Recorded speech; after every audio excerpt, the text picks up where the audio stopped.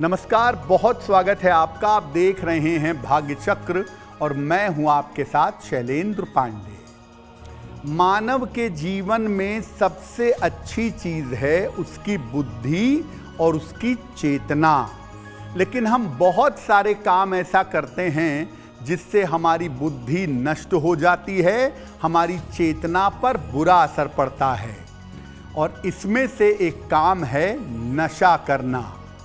नशा करने के पीछे कौन से ग्रह जिम्मेदार होते हैं और नशे की आदत से बचने के उपाय क्या हैं, आज इस विषय पर बात करेंगे।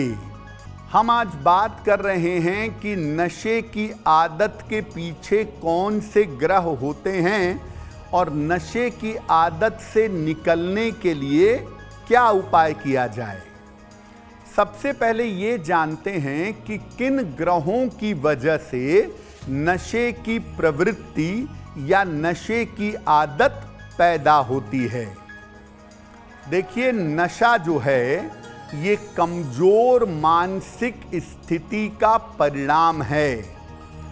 जिन लोगों की मन स्थिति या मन कमजोर होता है वो नशे के जाल में जल्दी आते हैं। इसीलिए नशे के पीछे चंद्रमा जरूर होता है, क्योंकि ये मामला होता है मन का। अगर शनि का प्रभाव है इसमें तो नशे की प्रवृत्ति लंबे समय तक बनी रहती है। राहु नशे की आदत को भयंकर बना देता है। शनि वाले हो सकता है छोटा मोटा नशा करें, लंबे समय तक करें, लेकिन राहु वाले ड्रग्स लेंगे, दवाइयां लेंगे, इंजेक्शन लेंगे, भयंकरतम नशे तक जाते हैं। जल की और पृथ्वी तत्व की जो राशियां हैं, कर्क राशि, वृश्चिक राशि, मीन राशि, वृषभ, कन्या और मकर राशि, इन राशियों में नशे की जो लत है वो आम तौर पर जल्दी लग जाती है। वृश्चिक राशि वालों को और वृषभ राशि वालों को नशा जल्दी पकड़ लेता है अगर वृश्चिक या वृषभ में पाप ग्रह बैठ जाएं। जिनके जन्म तारीख का मूलांक 3, 4, 6 या 9 होता है, उन्हें भी नशे की लत जल्दी लग जाती है। कुंडली का जो पंचम भाव है और जो चंद्रमा है, इसको आप गौर से देखिए। इसमें से कोई भी गड़बड़ होगा, आदमी नशा करेगा। और नशा किस लेवल का करेगा, इसके लिए आपको राहु की स्थिति देखनी पड़ेगी। अगर राहु इसको ज्वाइन कर रहा है तो नशे के बिना एक कदम भी चल पाना मुश्किल होगा। बहुत बार आपने देखा होगा कि तमाम लोग ऐसे होते हैं जो नशे की आदत एक समय पर होती है और एक समय पर बिल्कुल उसको छोड़ करके आगे बढ़ जाते हैं। नशे की आदत से छुटकारा मिल जाता है। कब ऐसा होता है? अगर कुंडली में मजबूत बुध हो या मजबूत बृहस्पति हो तो ये आपके मन को एक समय पर बड़ा मजबूत कर देता है और आप इस आदत से छुटकारा पा जाते हैं। वायु और अग्नि राशियों के लोग, वायु राशि मतलब मिथुन, तुला, कुंभ, और अग्नि राशि का मतलब मेष, सिंह और धनु, इन राशियों के लोग बड़ी आसानी से परमात्मा की कृपा से, अपने प्रयास से, गुरु के आदेश से नशे से बाहर आ जाते हैं। कभी कभी ऐसा होता है कि आपकी खराब दशा चल रही है, मान लिया आपकी राहु की दशा चल रही है और आप नशे में डूब गए हैं। राहु खत्म हुआ, बृहस्पति शुरू हुआ, एकदम से आपने नशा छोड़ दिया तो सही दशा आने पर भी नशे की आदत छूट जाती है। जो लोग शुक्र प्रधान होते हैं वो स्टाइल मारने के लिए या शौक में नशा करते हैं, लेकिन कुछ समय के बाद ये नशा पूरी तरह से छोड़ देते हैं।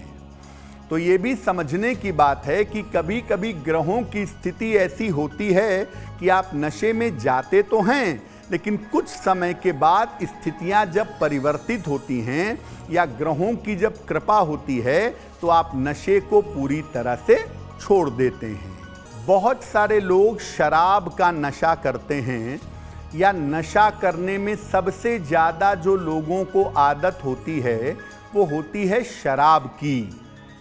शराब के नशे की आदत आती कैसे है? देखिए, ये जो प्रवृत्ति है ये ज़्यादातर राहु से संबंध रखती है। राहु इसमें महत्वपूर्ण भूमिका निभाता है। साथ ही साथ बृहस्पति का खराब होना या बृहस्पति का दूषित होना भी शराब पीने की आदत पैदा करता है। इसके साथ अगर शनि भी निगेटिव हो गया तो आप शौक के लिए शराब नहीं पिएंगे, आप आदत से शराब पिएंगे, हर समय शराब पिएंगे। बृहस्पति निगेटिव है, आप शराब पीते जा रहे हैं तो एक दिन ऐसा आएगा कि शराब आपके स्वास्थ्य का भी नाश करेगी और शराब की वजह से आपका धन, संपत्ति, वैभव सब नष्ट हो जाएगा। अब आप चाहते तो हैं कि शराब छूट जाए, प्रयास करते हैं लेकिन छूट नहीं पाता, तो हम आपको उपाय बताते हैं, वो उपाय भी करिए, साथ में प्रयास भी करिए, उससे आपको लाभ होगा। रोज सूर्य देव के सामने बैठ करके गायत्री मंत्र का जप करिए। अगर गुरु ने कोई मंत्र दिया है, कोई नाम जपते हैं, तो उसका अधिक से अधिक जप करिए सुबह सूर्य के सामने बैठ करके। सात्विक भोजन ग्रहण करिए। भोजन जितना सात्विक होगा आदतें उतनी पवित्र होंगी। एकादशी का उपवास जरूर रखिएगा। महीने में 2 एकादशी आती है, शुक्ल पक्ष की, कृष्ण पक्ष की। जल पीकर, फल खाकर या केवल जल पीकर सख्ती से उपवास रखिए और सलाह लेकर के एक पन्ना या एक मोती, इसमें से एक रत्न जरूर धारण कर लीजिएगा और संकल्प लीजिए कि मैं शराब नहीं पीऊंगा। हो सकता है बार बार संकल्प टूट जाए, कोई बात नहीं, दोबारा से कोशिश करिए, तिबारा से कोशिश करिए और नाम का जप या गायत्री मंत्र का जप या गुरु ने जो मंत्र का जप दिया है उस पर पूरी आस्था बनाए रख के उस जप को बढ़ाते जाइए, आपकी ये आदत छूट जाएगी। कुछ लोग ऐसे होते हैं जिनकी कुंडली में ग्रहों की हालत बड़ी खराब होती है। तो अगर आपको नशीली दवाइयों की आदत है या आपको ड्रग्स की आदत है तो कारण क्या है, पहले ये समझते हैं। कुंडली में अगर राहु शनि का संबंध हो, राहु चंद्र का संबंध हो या सूर्य शनि का संबंध हो और नकारात्मक दशा से ये मिल जाए तो आप अपनी मुश्किलों को दूर करने के लिए, डिप्रेशन से बाहर निकलने के लिए ड्रग्स लेंगे या दवाइयां लेंगे। शनि अगर कुंडली में खराब है और 7.5 चल रही है या ढैया चल रही है तो भी आपको ये आदत लग सकती है। अगर कुंडली का केंद्र खाली हो, लग्न, चतुर्थ, सप्तम, दशम में कोई ग्रह ना हो, केंद्र स्थान अगर रिक्त हो तो भी आपको ड्रग्स की आदत लग सकती है। चंद्रमा अगर पापक्रांत हो, बुरी तरह पाप ग्रहों से प्रभावित हो, या आपका जन्म अमावस्या का हो और कुंडली का 5म भाव खराब हो तो आप भयंकर तरीके के नशे के शिकार हो सकते हैं।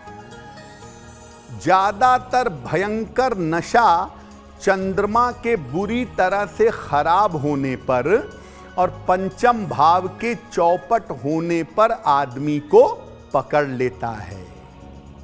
क्या उपाय करना चाहिए? पानी और दूध का सेवन बढ़ा दीजिए।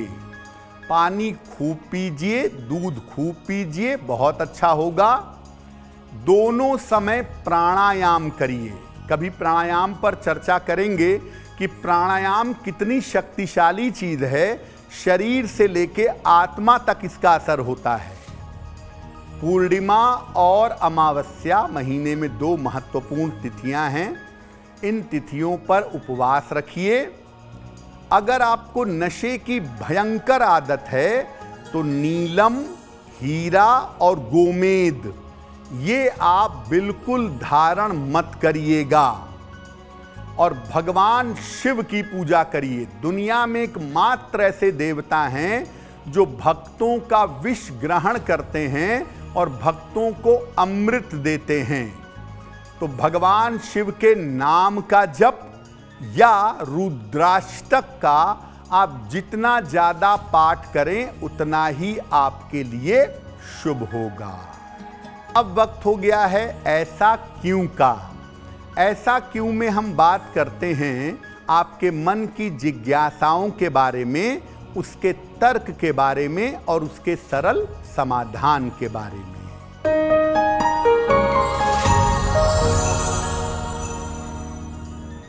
ऐसा बहुत सारे लोग मानते हैं और ऐसा कहा जाता है कि लड़की की शादी जब हो जाए तो लड़की वालों को लड़की के घर का पानी नहीं पीना चाहिए, पानी तक नहीं पीना चाहिए। और बहुत सारे लोग आज तक इसका पालन करते हैं। ऐसा क्यों? देखिए, अगर विवाह के बाद आप अपनी पुत्री के घर का पानी पी लेंगे, खाना खा लेंगे, तो इससे आपका पुण्य नष्ट हो जाएगा, इससे आपको पाप लगेगा, ऐसा कुछ नहीं है। इसके पीछे का भाव समझिए। विवाह के बाद आप लड़की के घर में भोजन करने जाएंगे, पानी पिएंगे, लड़की के घर में ज़्यादा आएंगे जाएंगे, तो आपका हस्तक्षेप, आपका इंटरफेरेंस लड़की के घर में बढ़ेगा। और विवाह के बाद जो माँ बाप या जो भाई बहन अपनी लड़की, अपनी बेटी के घर में हस्तक्षेप करते हैं, उसका वैवाहिक जीवन नष्ट हो जाता है और खुद भी पाप भोगना पड़ता है और लड़की को कष्ट भोगना पड़ता है। तो ये आपको इशारों से समझाया गया है कि अगर आप लड़की वाले हैं, लड़की के सुख दुख का ध्यान रखिए, लेकिन लड़की के वैवाहिक जीवन में बेवजह का इंटरफेयर, हस्तक्षेप मत करिए। अगर आप मुझसे जुड़ करके अपनी समस्याओं का समाधान चाहते हैं और चाहते हैं कि आपकी समस्याओं को ज्योतिष के माध्यम से सुलझाया जाए, तो आप हमसे संपर्क कर सकते हैं, जुड़ सकते हैं एस्ट्रो तक पर।